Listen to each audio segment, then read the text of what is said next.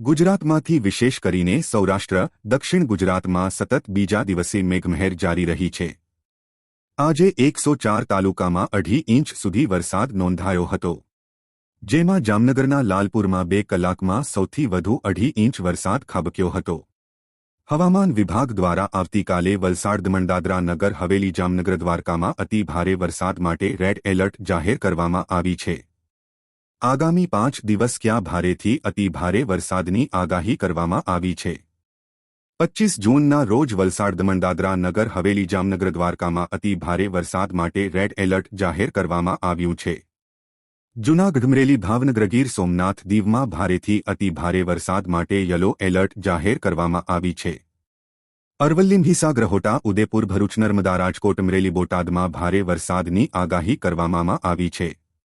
બનાસકાંઠામાં ભારેથી અતિ ભારે, સાબરકાંઠા, છોટા ઉદેપુર, નર્મદા, ડાંગ, તાપી, વલસાડ, દમણ, દાદરા, નગર હવેલી, જૂનાગઢ, અમરેલી, ગૌર સોમનાથમાં ભારે વરસાદની આગાહી કરવામાં આવી છે। ચમ્હાલ, વડોદરા, હોટા, ઉદેપુર, ભાવનગર, અમરેલી, ગીર સોમનાથ, જૂન, નવસારી, વલસાડ, દમણ, દાદરા, નગર હવેલીમાં ભારે વરસાદની આગાહી કરવામાં આવી છે।